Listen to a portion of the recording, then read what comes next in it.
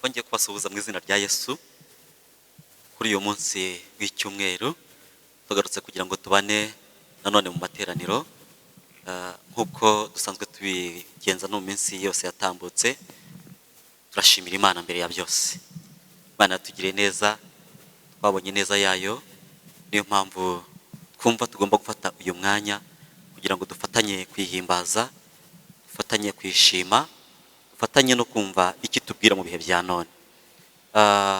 Turongera none kandi turirimbane indirimbo ya 284 mu ndirimbo zo gushimisha Imana. Hanyuma yaho turaza gusomerwa byanditswe byera, nyuma nanone kandi tuze kugezwaho ubutumwa bwiza na pasiteri mukuru Kanoni Antoinne Rutayisire. Imana ibaho umugisha.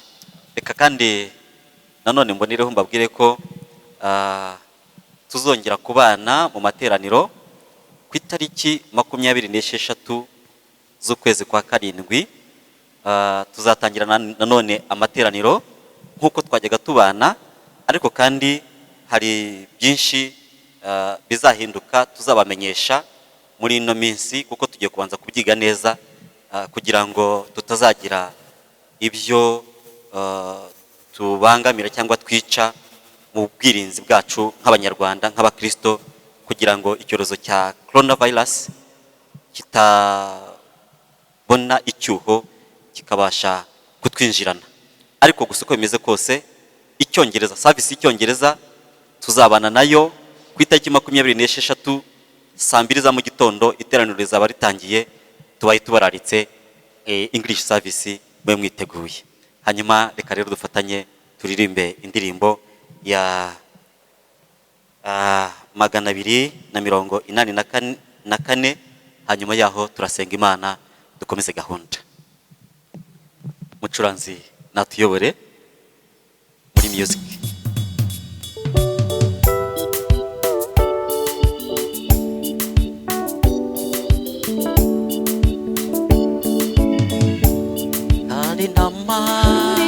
Tarina murwenda rigenda sari hamwe murguri ari kwime yarizimiye ivuye kumugeri mubihana magizerera itayu mugeri wayo mwiza mubihana magizerera itayu mugeri wayo mwiza izufite urwenda rigenda mbese ntizihagije uwo mungera tisigaho iya nayo niyanjye naho yabigeze kure ngiye gushaka iyo ntama yanjye naho yabigeze kure ngiye gushaka iyo ntama yanjye mu bacunguwe ntawamenya imigezi yambutse no kuzerera mu mwijima ashaka iyo ntama ye yumva intama ihondobereye asanga ivunitse yenda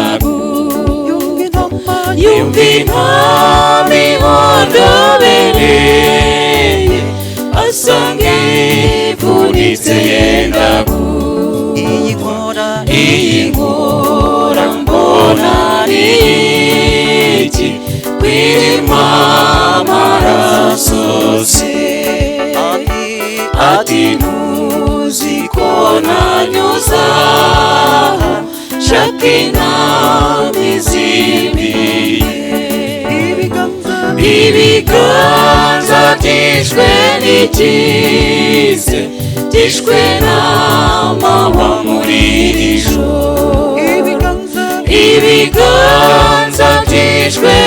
ikize gishwe n'amanywa muri iri joro. Umva ijwi rirangira ry'uwo mwungeri mwiza, ati mbonye iyo naje nije, nimunezerwe mwese. Nuko abamarayika bose bavuza impundu banezerewe.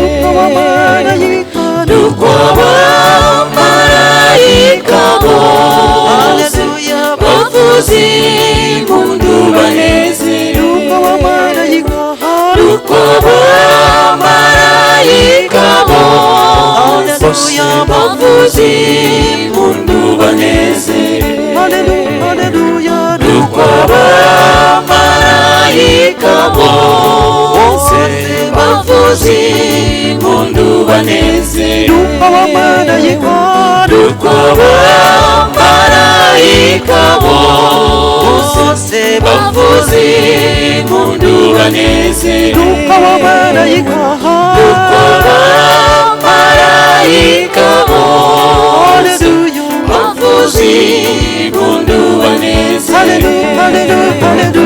Nuko abamarayika bose bavuza impundu banezerewe. Urakoze Mana, turagushimye, turaguhimbaje, tugushimiye yuko utajya ureka intama zawe kabone n'ubwo zaterwa, kabone n'ubwo abungeri bacika intege, ariko warirahiriye uravuga ngo ntabwo nzabareka, sinzabahana, nzabaheka ku mugongo wanjye. Ndetse warivugiye ngo waduciye nk'imanzi mu kiganza cyawe. Mwami Imana yacu, iryo hame, iryo sezerano turarigendana data. Nubwo isi yacura umwijima, nubwo satani yavuza induru, nubwo satani yasakuza, ariko icyo tuzi cyo Mwami, kuko watumeneye amaraso, kuko wadukoye inkwano ikomeye, Mwami Imana yacu, dufite ibyiringiro tudashidikanya yuko utazatureka. Habwa icyubahiro rero, turagushimye Mana, tugarutse imbere yawe kuri iki cyumweru, tugarutse imbere yawe muri iri teraniro, turasenze mu izina ryawe Yesu, utugire neza Mwami Imana yacu. Abantu bose bakurikiye ubutumwa bwiza, Mwana w'intama w'Imana, turagusabye Mwami kugira ngo bakore ku mitima, bakomeze bahumurize, ababuze ibyiringiro babone ibyiringiro, abarwaye bakire, abafite intege nke bongererwa imbaraga, abatentebutse bafata ukuboko, imbaraga z'umwuka wera zikora umurimo. Mwana w'intama w'Imana, muri ibi bihe bigoye, ibihe byugarijwe Mwami Imana yacu, byugarije abantu benshi, isi yugarijwe, abantu baremerewe, abantu bashobewe, abantu babuze uko babigenza, ariko uri Imana itagira uko ibigenza. No mu gihe nk'iki ntugaragarira kuri Imana, turaguhamagaye rero tugire neza Mana data wa twese, twugarijwe n'iki cyorezo cya coronavirus. Turasenze mu izina rya Uwiteka Imana yacu, uhagararane n'ubwoko bwawe, uhagararane n'itorero ryawe Mwami Imana yacu, impande zose z'isi turasenze Mwami ngo Uwiteka Imana yacu wiheshe icyubahiro. Iki cyorezo Mwami turasenze ngo wowe uri Uwiteka Imana data wa twese. Satani ni uteza uburwayi, ariko Uwiteka Imana ni wowe ufite imbaraga zo gukiza ibigeragezo n'ibishakwe byose Satani ateza. Turasenze rero mu izina rya Yesu, ucecekeshe ukureho iki cyorezo Mwami, uhabwe icyubahiro Mana. Turasenze mu izina ryawe, gahunda zose z'igihugu gifite, gahunda zose z'itorero dufite, turagusabye kugira ngo uzihagararemo, wigaragare nk'Imana data wa twese. Umve gusenga kwacu rero Mwami, ijambo ryawe turasenze kugira ngo Mwami mwiza, umukozi ugiye kuri tugezaho, Uwiteka Imana yacu umusige amavuta kandi riturememo ibyiringiro dukomeze mu gihe nk'iki. Umve gusenga kwacu nyakubahwa Imana, sabe twizeye Imana yacu ishobora byose, mu izina rya Kristo Yesu Mwami n'umukiza wacu, amen, amen. Yesu abagire neza. Baririmbyi murakoze, Imana ibahe umugisha. Reka nemerere abagiye kudusomera ibice Rwamihigo Jean Dodier na Aliette baze badusomere ibyanditswe byera. Imana ibahe umugisha. Yesu ashimwe bene data, ndabasuhuze mu izina rya Yesu. Igice cya mbere tugiye gusomerwa turagisanga mu gitabo cya Yosuwa, igice ni icya 6 ku murongo wacyo wa 26. Ni isezerano rya kera. Impapuro ni 211. Ku murongo wa 26, igice cya 6 mu gitabo cya Yosuwa. Umutwe w'amagambo uravuga ngo Yosuwa avuma i Yeriko. Icyo gihe Yosuwa arabihanangiriza arahira ati, umuntu uzahaguruka akajya kubaka umudugudu w'i Yeriko avumwe imbere y'Uwiteka. Igihe azubaka urufatiro rwaho azapfushe imfura ye, n'igihe azahaterera inzugi z'amarembo azapfushe umuhererezi we. Nuko Uwiteka yabanaga na Yosuwa kandi arogera, byamamara mu gihugu cyose. Igice dusomeye naha kigarukiye, mwakire neza ijambo ry'Imana.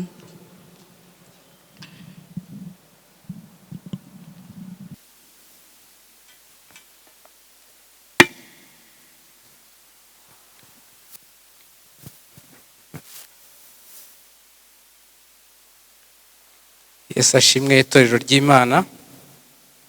Igice cya 2 tugiye gusoma bagisanga mu butumwa bwiza ko bwanditswe na Luka.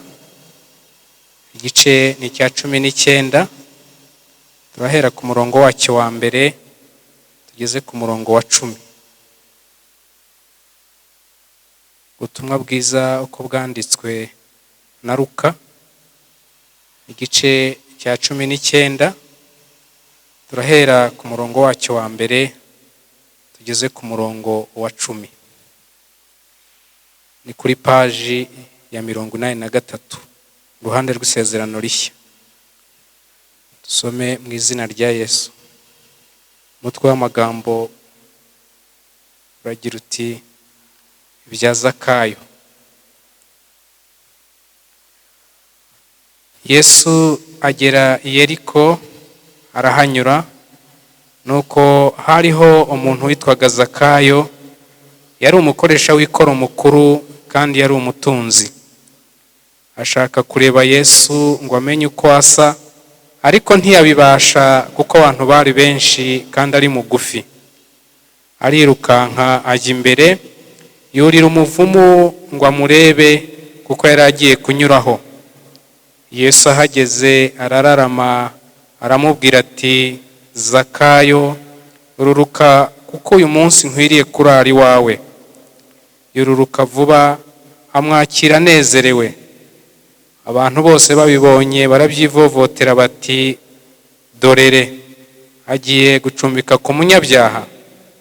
Maze Zakayo arahaguruka abwira umwami Yesu ati, dore databuja, umugabane wa 2 w'ibintu byanjye ndawuha abakene, kandi umuntu wese nambuye ndabimuriha 4. Yesu aramubwira ati, uyu munsi agakiza kaje muri iyi nzu, kuko nawe uri umwana wa Aburahamu, kandi umwana w'umuntu yazanywe no gushaka no gukiza icyari cyazimiye. Mwakire neza ijambo ry'Imana.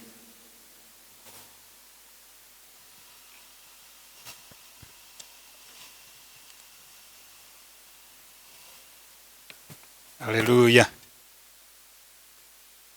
Raho neza bene data, fatanije ijambo ry'Imana. Ongeye kubabwira ngo mugire amahoro y'Imana arenze ayo twebwe twasaba. Amahoro y'Imana afata umubiri w'umuntu akawugira muzima. Amahoro y'Imana afata ibitekerezo by'umuntu akabigira byiza.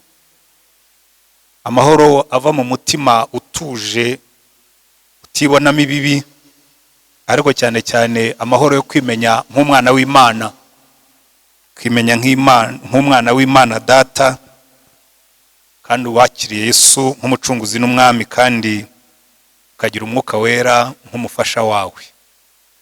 Mpora nsenga iteka ryose uko ngiye kwigisha ijambo ry'Imana, ngo buri muntu wese ibyo ngibyo bibe ukuri k'ubuzima bwe. N'uyu munsi ndasenga Imana ngo iri jambo tugiye gufatanya buri muntu wese rimugirire umumaro. Mwami Yesu, ijambo ryawe riratubwira ngo uzohereza ijambo ryawe rudukize. Sengeye umuntu wese uri bwumvira ijambo uyu munsi cyangwa ubundi bwose, ndasenze ngo ijambo ryawe rimanukire gukiza abarwaye, uvugane n'imitima yabo, uvugane n'ubugingo bwabo, uzamure kwizera kwabo igihe turimo gusenga no kumvira ijambo. Ukiza abarwayi, koresha ijambo ryawe kugira ngo uhindure ibitekerezo n'imyumvire ya benshi. Buri muntu wese uri bwumvira ijambo bihindura ubuzima bwe, ariko kuruta ibindi byose iri jambo rihumura amaso ya benshi kugira ngo bakwakire nk'umucunguzi n'umwami wabo, mu izina rya mwami wacu Yesu Kristo, amen.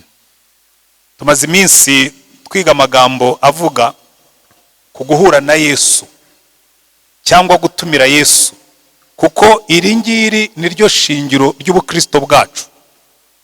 Nkunda kubibwira abantu, ikibazo cy'abantu benshi bahuye n'abapastori, bahuye n'abapotre, bahuye n'abaprofets, ariko ntabwo bahuye na Yesu.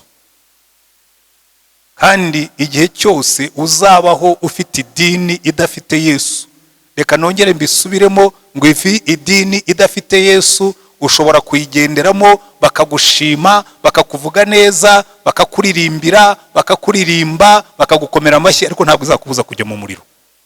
Umuriro wuzuyemo abantu benshi bari abanyamadini. N'uno munsi kandi harimo benshi bari mu nzira ngari y'igihogere ijyana mu kurimbuka, ariko bari mu idini kuko ntabwo bari muri Yesu. Uyu munsi dufite inyigisho navuga ngo idasanzwe, nayise Yesu mu mujyi wavumwe. Yesu mu mudugudu wavumwe. Haleluya. Uyu munsi turabona Yesu yibwirije aramanuka ajya mu mudugudu wa Yeriko. Abazi Bibiliya zabo neza, Yeriko ubundi mu matwi y'umuntu wese w'umuyisirayeli no kujya Yeriko ubwabyo byabaga ari ikibazo. Murabizi hari igihe Yesu yigeze guca umugani w'umusamariya mwiza, dusoma muri Luka, ngo umuntu yamanutse i Yerusalemu agiye Yeriko, ageze mu nzira ahahurira n'amajura. Abantu bamwe ndetse bashoboraga kwibaza ati uwo muntu buri gihe Yesu yacaga urya mugani, bamwe bashoboraga kwibaza ati ubundi yamanukaga ava i Yerusalemu igiye Yeriko gukora iki? Ntabwo yarazi ko Yeriko Yosuwa yasize ayivumye.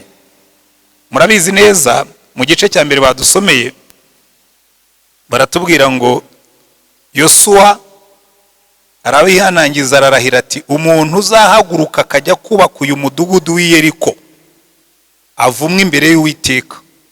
Igihe azubaka urufatiro rwaho azapfusha imfura ye, n'igihe azateraho inzugi z'amarembo azapfusha umuhererezi we. Umuvumo ukomeye cyane, kandi abantu bashobora kubyumva bakagira ngo ni ibiganiro. Iyo usomye mu Bami ba mbere igice cya 16 batubwira ko hari umuntu wagerageje kubikora. Bya bindi byose Yosuwa yavuze bimubaho. Reka mbibasomere Abami ba mbere igice cya 16 umurongo wa 34, baratubwira ngo ku ngoma ya Ahabu Hiyeli w'i Beteli yubaka Yeriko. Igihe yubakaga urufatiro apfusha umwana we w'imfura witwaga Abiramu.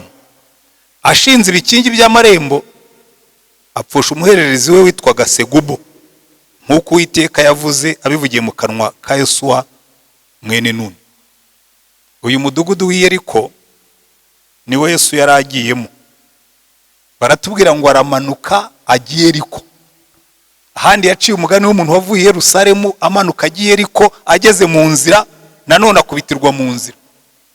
Ariko Yesu aravuga ati nanjye ngomba kuzamanuka nkagiye Yeriko. Ariko hari ikintu kimwe wenda abantu batajya bitaho cyane, nuko uyu muvumo w'i Yeriko wari warakuweho. Niyo mpamvu baza kayo babaga i Yeriko, niyo mpamvu n'abandi bantu babaga i Yeriko, nuko mu Bami ba kabiri igice cya 2 iyo usomye neza Elisa umuvumo w'i Yeriko yawukuyeho. Ubwo Eliya yari amaze kuzamuka ajya mu ijuru, yazamukiye hakurya y'i Yeriko hakurya ya Yorodani, yageze i Yeriko, yambuka Yorodani ajya hakurya. Hanyuma Elisa amaze gufata igishura cya Eliya, arongera kubita Yorodani icikamo kabiri, arambuka agaruka i Yeriko. Baratubwira ngo mu Bami ba kabiri ibice 2 umurongo wa 19 reka mere kuri 18 ngo baragaruka basanga agitinze i Yeriko, arababwira ati sinababujije kugenda. Abo nabigishwa ba Eliya na Elisa bari bagiye gushaka Eliya, bibwira ko yaba hari ahantu yaguye mu misozi, we yizamukiye yagiye mu ijuru. Ariko ngo Elisa agitinze i Yeriko, umurongo wa 19 muri icyo gice cya kabiri cy'Abami ba kabiri, ngo bukeye abanyamudugudu baho bahehe b'i Yeriko babwira Elisa bati dore uyu mudugudu uburyo uri heza nkuko bireba databuja, ariko waravumwe, ariko amazi yaho ni mabi, kandi muri iki gihugu imyaka irarumba. Kugeza muri kino gihe Yeriko yari ikiriho umuvumo Yosuwa yayishyizeho. Baramubwira ngo amazi ya hano nubwo Yeriko igaragara isa neza, iri ahantu heza, ariko amazi yaho ni mabi kandi imyaka yaho irarumba.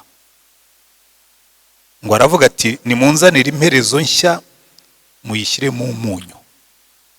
Ngo nuko barayimuzanira, arasohoka ajya ku isoko y'amazi, amishamo umunyu, aravuga ati Uwiteka aravuze ngo ahumanuye aya mazi, ntabwo azongera kwicana cyangwa kurumbya. Nuko amazi arahumanuka na bugingo n'ubu nkuko Elisa yavuze. Ariko nubwo Elisa yari yarahumanuye Yeriko, mu matwi y'Abayuda benshi bari bakibuka yuko i Yeriko higeze kuvumwa kandi harumbya. Nkunda kubibwira abantu benshi, buriya Yeriko ni igishushanyo cy'isi y'abanyabyaha.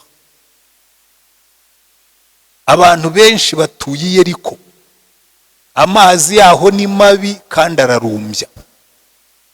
Abantu bakora ibintu, akava mu gitondo akora, akajya kuri shansi agakorera amafaranga, byageza nimugoroba akarumba, agaca imbere y'akabari, ijwi rikamubwira ngo aya mafaranga ntuyatahane mu rugo.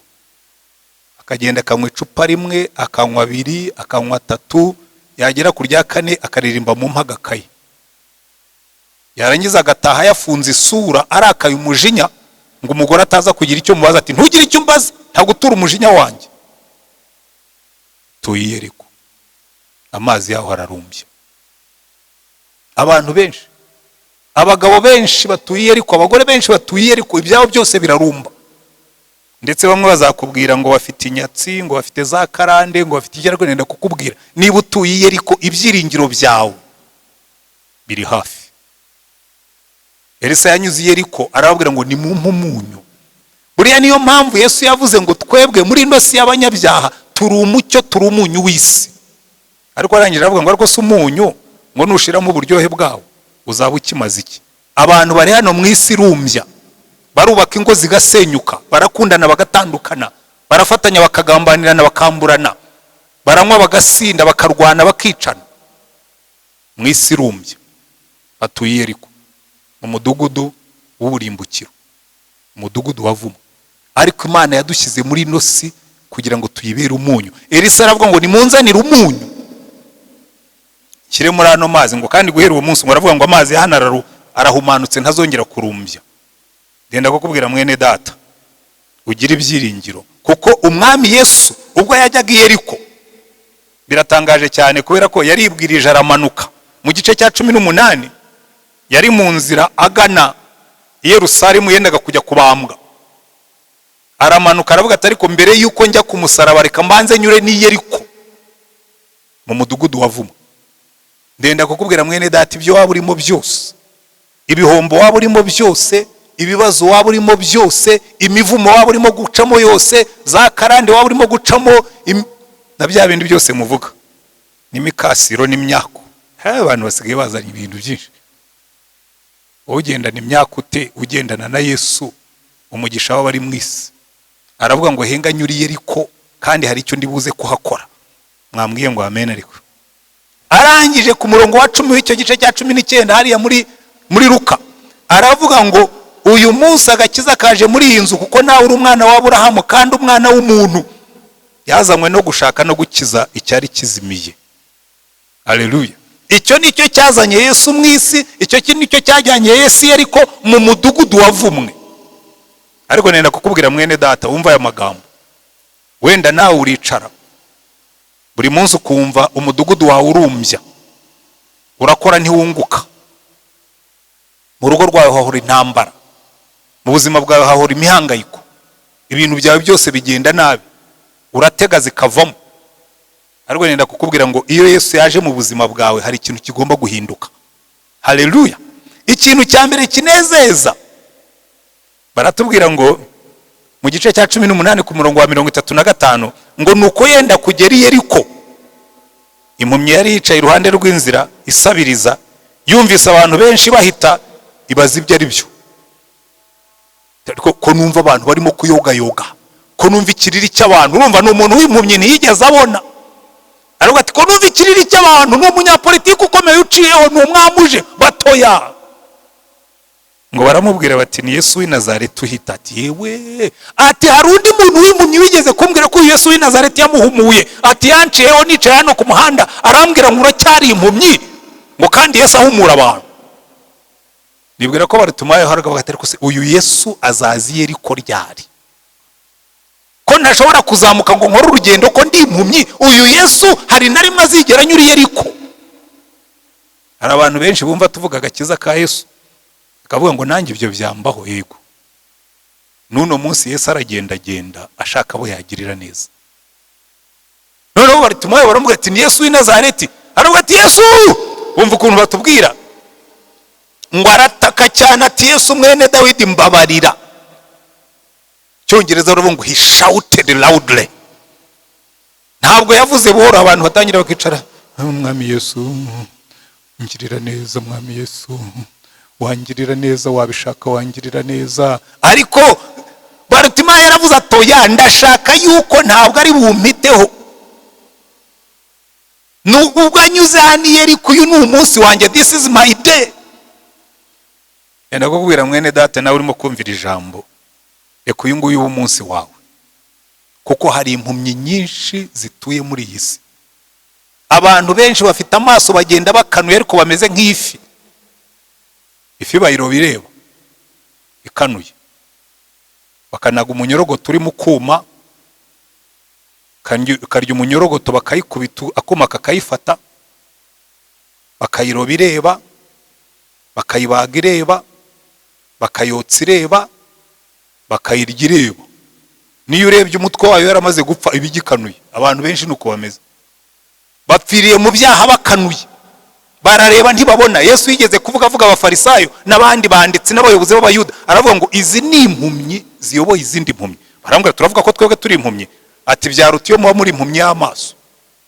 Hari abantu benshi nanjye njya nitegereza nkavuga ngo uyu muntu ni impumyi. Umugabo arongora umugore mwiza akamusiga mu rugo, akajya kuryama mu bisupusupu. Ko wasize umugore mwiza aho ugiye ujya ngo yo niki? Ubuhumyi gusa. Impumyi irayoba ikajya aho itagombaga kujya. Umuntu aragenda agakora ibintu ukamubwira ko ibi bintu urimo gukora ko birimo kuguhombya, wabivuyemo, ngo n'abandi barabikora. Iyo ni impumyi. Impumyi ziri muri iyi si ni nyinshi. Umuntu aricara akaba umunebwe, abandi bagakora areba, abandi bagasarura areba, ngo ategereje kuza kujya kwiba nijoro bakamufata. Ni impumyi. Ufite amaboko yashoboraga kugutunga, ariko ntubona za opportunities zikuri iruhande, ntubona imigisha irimo kuguca imbere kuko uri impumyi. Impumyi Baritumayo bicara ku muhanda. Ndenda kubabwira ikintu gikomeye. Mu gihe cya Yesu uriya muhanda yanyuzeho, mpamya ntashidikanya ko hari impumyi nyinshi yanyuzeho zitigeze zizamurijwe ngo zimubwire ngo uyu munsi ntumpiteho. Ntimwibwire ko bariya bose Yesu yahumuye ariko yabakundaga kuruta abandi bose bari bahari. Nuko hari ikintu Baritumayo yakoze, aravuga ngo Yesu mwene Dawidi ntumpiteho. Ndetse Bibiliya iratubwira ngo baramucecekesha. Ku murongo wa 39 baratubwira ngo abagiye imbere barayicyaha ngo iceceke. Baramubwira ati wowe uri murasakuza, umwigisha arimo arigisha, wowe uri murasakuza, cece kuratuza kumva neza. Ariko icyo nkundira Baritumayo, arushaho gutaka ati mwene Dawidi ngirira imbabazi, today is my day, uyu ni umunsi wanjye, ntabwo uri buceho, ntabwo ncika. Haleluya. Ndenda kukubwira nawe wumva ubutumwa uyu munsi. This should be your day. Uyu munsi wagombye kuba umunsi wawe. Wagombye kubwira Yesu ngo mwami Yesu, nanjye nzamuye ijwi, ndarwaye ntumpiteho, nanjye ndihebye ntumpiteho, ndi mu byaha birandambiye ntumpiteho. Impamvu abantu benshi batava mu byaha, bamera nkaho bibaryoheye. Iyo Barutimayo aba yishimiye gusabiriza, Barutimayo yararambiwe ubuhumyi, akavuga ati ubuhumyi mbazemo imyaka ndaburambiwe, nanjye ndashaka guhumuka, nkakoresha amaboko yanjye nkibeshaho, ndambiwe guhora nteze ikiganza, ndambiwe guhora abantu bose bancaho banyita ruhuma, ndarambiwe. Iyo utararambirwa ibyaha ntubivamo.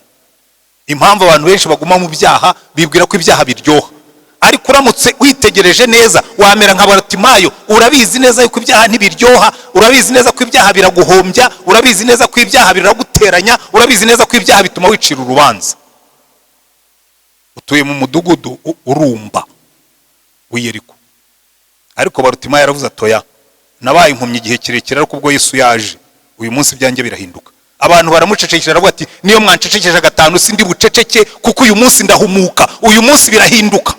Nawe ndashaka kukubwira mwene data, reka uyu munsi byawe bihinduke. Igihe umaze kuri uwo musozi w'ibyaha kirahagije. Igihe umaze kuri iyo nzira abantu bose bakubona baguseka kirahagije. Igihe umaze ukora urumba kirahagije.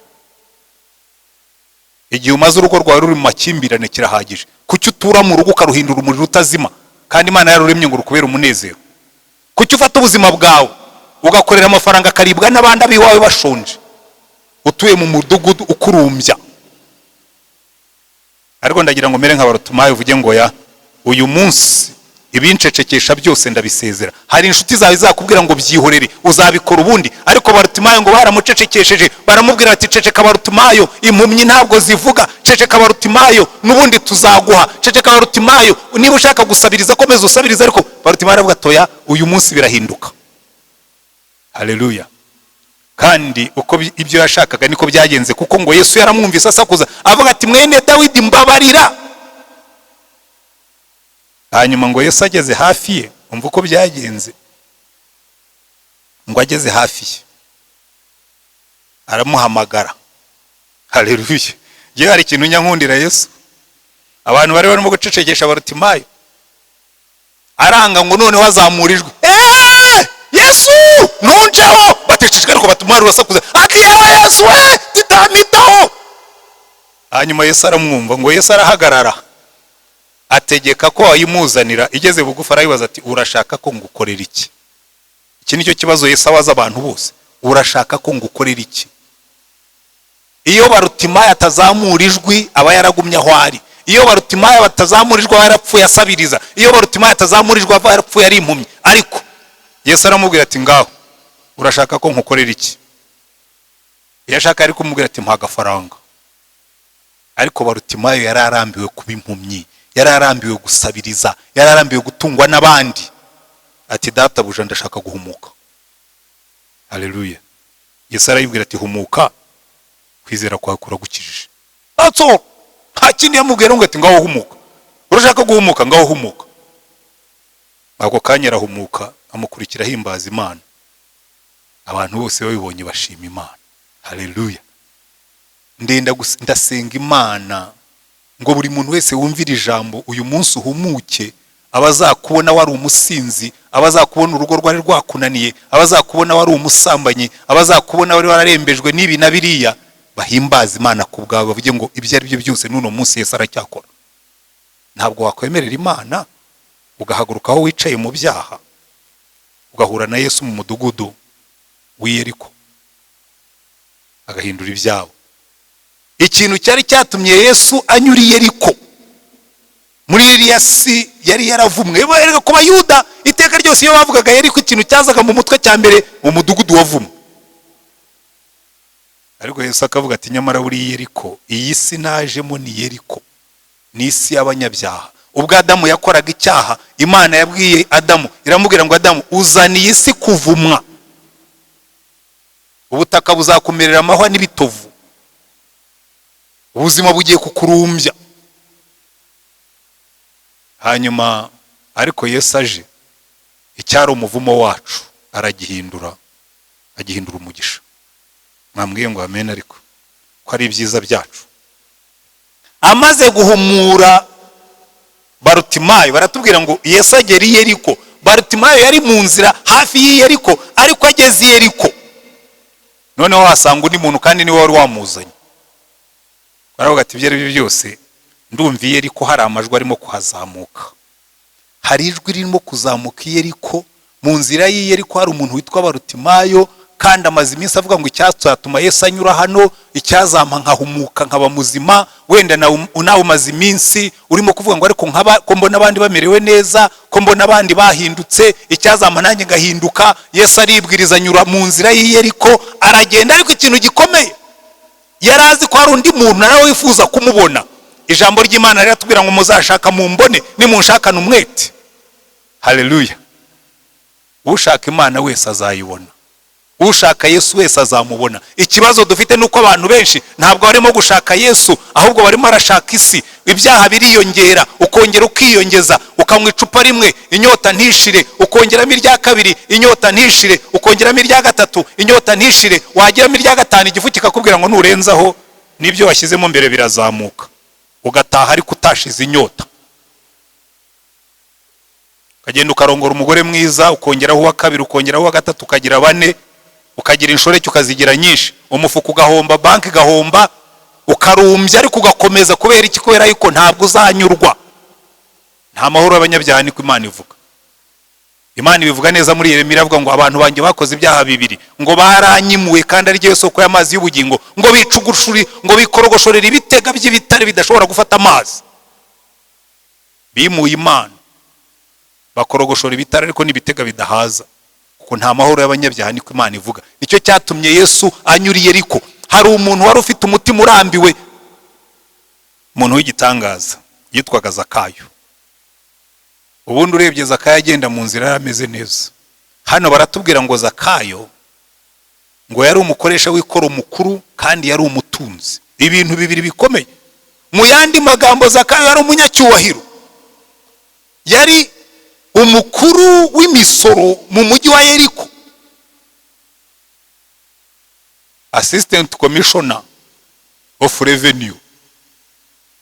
Yeriko revenue authority yategekwaga na Zakayo, kandi baratubwira ngo Zakayo yari umukire.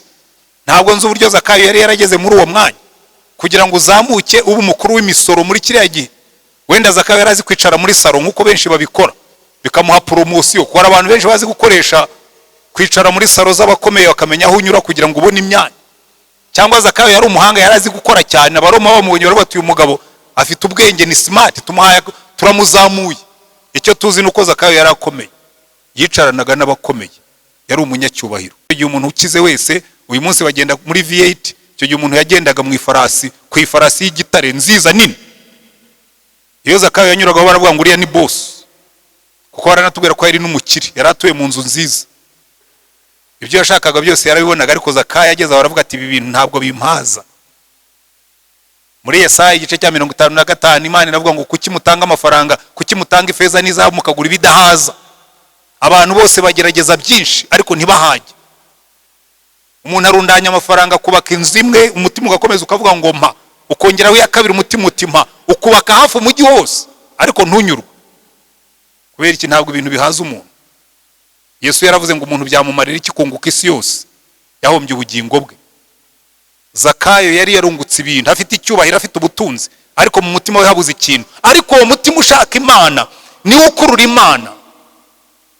Yesu ngo amanuka agiye Yerusalemu, yumva hari ikintu kimukurura i Yeriko. Nkuko tuzabibona ubundi, hari igihe yari azamutse asubiye iwabo, asubiye i Galilaya, avuye i Yudaya, yumva hari ikintu kimukurura guca isukara mu mudugudu w'Abasamariya, kuko hari umuntu wamushakaga. Iyo umutima wawe watangiye gushaka Imana, umutima ukurura Yesu ni umutima ushaka Imana. Wa mutima uvuga ngo uzaza ryari mucunguzi. Iyo watangiye kuririmba ngo ariko Yesu uzaza ryari, ko ndambiwe ubuzima bw'ibyaha, ko ndambiwe ubuzima bw'ibwihebe, ko ndambiwe ubuzima burumbya, icyo Imana iravuga ngo Yesu uriya muntu agiye kugendererwa.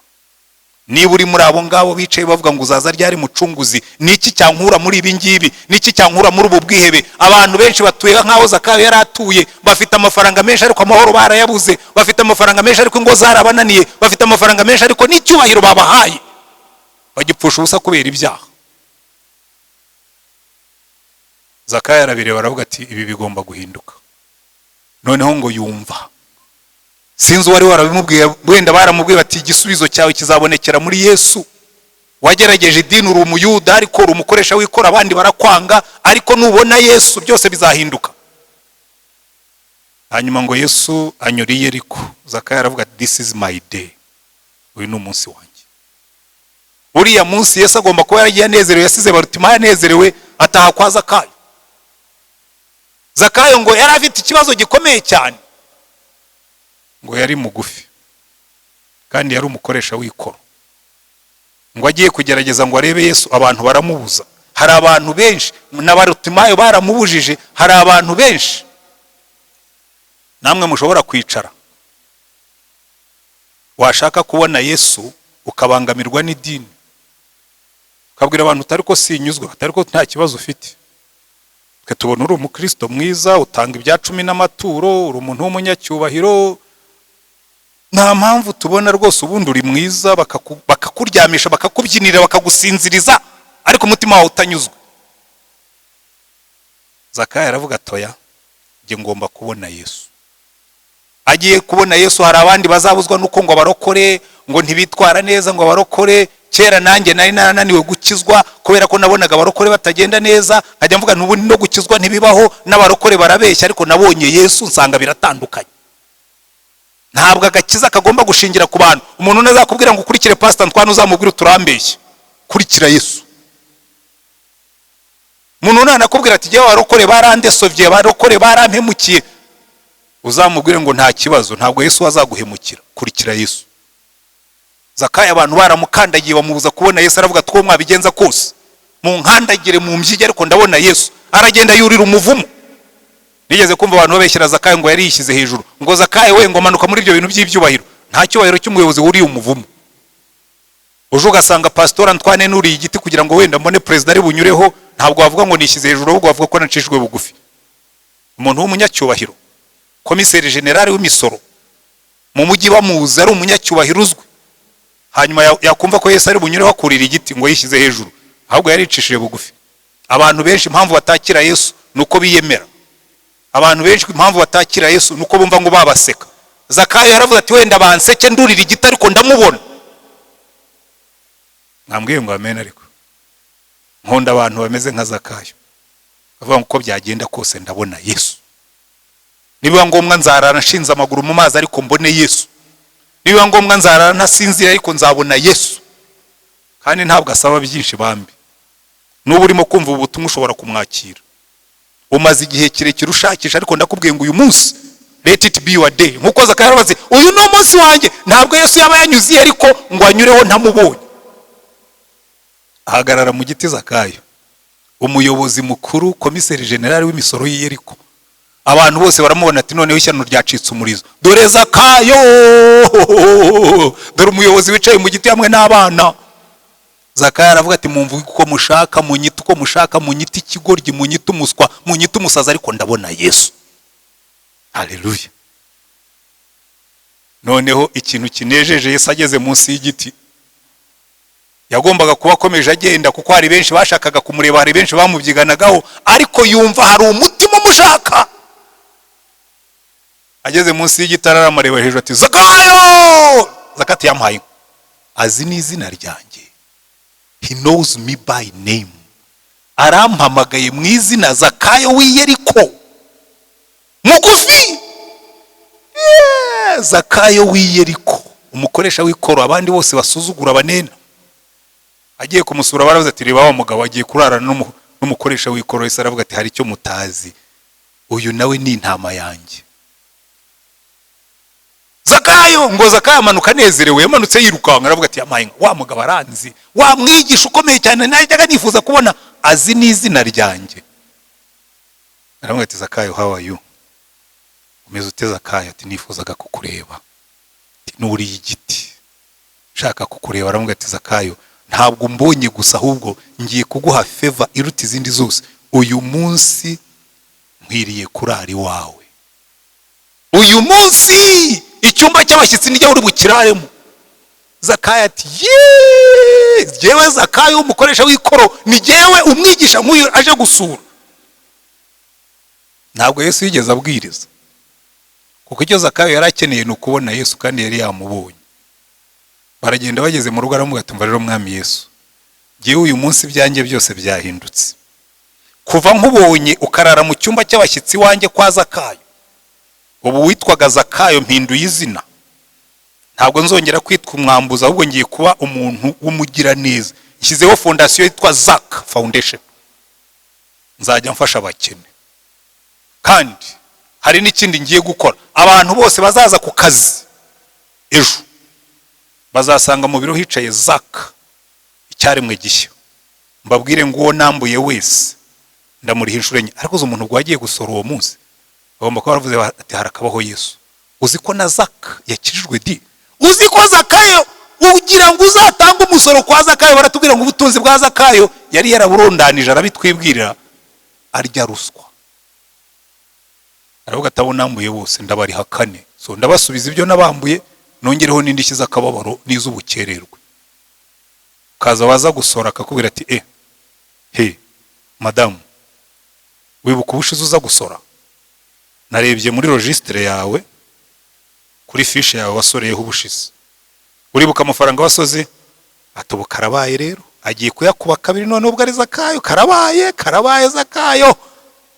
Ati burya rero kirya gihe nagusoreshaga nari ntarahura na Yesu, nagusoresheje menshi arenze ayo wagombaga gusora. Burya nari nayakubye 2, none uyu munsi ntiwirirwa gusora. Ayo wasoze ubushize arakuvura, ayo waruje gusora ayo yatahane, ahubwo reka nkore mu mufuka nkongerereho n'indishyi z'akababaro zuko nigeze kukurya ruswa. Umuntu yasohoka amuga ati kabisa abasoze umwaka ushize mwese mujye kwa Zakayo, aho gutwara amafaranga arimo arayatanga. Uko niko bigenda iyo umuntu yahuye na Yesu, birahinduka. Umugabo wajyaga ataha aririmba mukura abana mu nzira, atavuga ngo bana banjye muze mu mpobere. Bati dadi, mukura abana mu nzira atoye mwikura abana mu nzira nimuze mu mpobere. Nigeze gusoma ubuhamya bw'umugabo umwe yajyaga kubita umugore rwose yaramurembeje, hanyuma aza kugenda nk'uko yari asanzwe, agenda yigiriye mu kabari, aca imbere y'ahantu bari barimo gukora igiterane. Arahagarara arumva ibyo umusazi w'umuvuga butumwa yari arimo kuvuga, niko yabitaga. Aravuga ati wowe uhagaze aha ngaha uri mu nzira ujya gusinda, usize mu rugo rwawe inzira irimo gushya, kandi uraza gutaha noneho urusheho kugurumana. Ariko ndakubwira ngo ibyiringiro byawe biri uyu munsi, hindukira usange Yesu. Ahita ahamagara atabumva mutsinzwe wese muze. Wa mugabo arakata aragenda arasengerwa. Arangije arakata asubira mu rugo, abwira madamu ati madamu mpamagarira abana. Ati noneho turakubiswe. Abana ati nakubwiye ngo mpamagarira abana, turabashakira iki? Ati nakubwiye ngo mpamagarira abana, ariko ibyo ndi buvuge ndabivuga abana bageza. Yarabazeze none ngo ntaho turi umucikira. Ati ba muze hano. Baraza bageze ati madamu mugore wanjye nishakiye umbabarire, nakubereye umugabo mubi, ariko uyu mugoroba nahuye na Yesu. Iba byashobokaga ngo abagabo babi bose n'abagore babi kuko namwe murahari, ngo uyu munsi muhure na Yesu. Izo ngo zabananiye, muhumuke mubone Yesu. Uratekereza abantu Zakayo yashubije amafaranga umunezero byabateye? Icyo nicyo Yesu aza gukora. Hanyuma Zakayo amaze kubivuga, nta yindi somo Yesu yabwirije kwa Zakayo. Mwumva amagambo ndangirijeho ngo Yesu arababwira ati uyu munsi agakiza kaje muri iyi nzu, kuko uyu nawe n'umwana wa Aburahamu, kandi umwana w'umuntu yazanywe no gushaka no gukiza icyari cyazimiye. Iyo Yesu yaje mu buzima byose abihindura bishya, no mu mudugudu w'irimbukiro, no mu mudugudu w'umuvumo nka Yeriko. Iyo Yesu atungutse Barutimayo barahumuka. Iyo Yesu atungutse ba Zakayo barahinduka. Iyo Yesu atungutse ibintu byose abihindura bishya, umunezero ukaza. None mwene data wumvise ubu butumwa, ntabwo wakundira Yesu ukamutumira kinjira mu buzima bwawe, kuko abantu benshi murananiwe. Ufite ubutunzi bwinshi ariko urarushye, washakiye mu nzoga ariko byaranze urananiwe. Uyu ni wo munsi hamagara Yesu umubwire nka Barutimayo, umubwire uti mwami Yesu nta kindi nshaka, ndashaka guhumuka. Hamagara Yesu umubwire nka Zakayo, umubwire uti mwami Yesu nciye bugufi, uze winjira iwanjye uhature. Imana ibagirire neza. Agakiza kinjire mu mitima yanyu, agakiza kinjire mu ngo zanyu, ibindi byose Yesu abihindure bishya. Dusenge Imana. Turagushimye mwami wacu Yesu Kristo. Nongeye gusengera umuntu wese wumvise ubu butumwa ari mu buhumyi bw'ibyaha, kuko abantu benshi bagenda bakanuye ariko ari impumyi. Ntibabona ubwiza bw'abagabo babo, ntibabona ubwiza bw'abagore babo, ntibabona ubwiza bw'abana babo, kuko ni impumyi. Bameze nka Barutimayo. Rambura ikiganza cyawe ukore ku maso y'abo bantu, kure ku maso y'imitima yabo, bahumure nk'uko wahumuye Barutimayo. Ugende muri Yeriko yabo, muri uriya mudugudu w'igihombo. Ugende muri Yeriko yabo, muri uriya mudugudu wavumwe. Uzamura urubyiruko ruri mu biyobyabwenge rutabona yuko rurimo kwica ubuzima bwabo. Uzamura abihebye bose bumva bashobora kwiyahura. Uzamura abantu bose bafungiye muri Yeriko, baho ubuzima bushya. Ugenderera abakire n'abaherwe benshi, ugenderera abanyabwenge bafite ibyubahiro ariko nabo bafite imitima iri mu busa nka Zakayo. Vugana n'umutima wa buri muntu wese wumvise ubu butumwa, imbaraga zawe zikorere muri we kandi bose bace bugufi. Barutimayo yarashakuje aravuga ati niyo mwanceceke sindi buceceke, kuko ndambiwe kuba impumyi. Na Zakayo yaremeye yurira igiti. Shisha bugufi abantu bose bajye munsi y'ibirenge byawe, bakwemere nk'umucunguzi n'umwami, nurangiza bakure mu byaha byawe. Kandi mu izina ryawe mwami wacu Yesu Kristo, ongera ukora ibyo wakoze wa munsi ku bwa Barutimayo. Urambura ikiganza cyawe umuntu wese wumvise ubu butumwa arwaye, abarwaye indwara z'uruhu, abarwaye indwara z'imitsi, abarwaye indwara z'amagufwa, abarwaye indwara z'amaraso, abarwaye indwara zo mu matwi, abarwaye indwara zo mu mihogo, izo mu mazuru, izo mu nda, indwara zose uko zaba zitwa kose, rambura cya kiganza wajya gurambura ugakiza abantu. Nuno munsi ubakure mu bubabaro w'uburwayi. Mwami Yesu waratubwiye ngo abakwizera bazasengera abarwayi bakire. Muri iyi minsi turasenga ngo wongere duhe izo mbaraga dusengera abarwayi bakire. N'uyu munsi ukora igitangaza ku mibiri y'abumvise ubu butumwa, uzumva wese akizera akagutumbira umukize. Sengera abantu bose bumvise ubu butumwa, uhindura ubuzima bwabo mu bibaruhije byose. Kandi mu izina rya mwami wacu Yesu Kristo nongeye kuvuga ngo umugisha w'Imana ishobora byose, umugisha w'Imana Data n'Umwana n'Umwuka Wera ubane n'abantu bawe bose. Izina ryawe rishyirwe hejuru, ubwoko bwawe bunezerwe. Kandi mu izina rya mwami wacu Yesu Kristo, igicu cy'Umwuka Wera gitwikiriye isi yacu, duhora tubikubwira. Turambiwe kugenda dupfutse amazuru, turambiwe kugenda tutegerana, turambiwe kugenda dufite ubwoba. Urambura ikiganza cyawe isi yose, Aziya yose, Uburayi bwose, Amerika yose, Afurika yose, Oceania yose, ukureho coronavirus, isi yongere igira umudendezo. Icyubahiro cyawe kize, ubwoko bwawe bunezerwe. Mu izina rya mwami wacu Yesu Kristo, amen.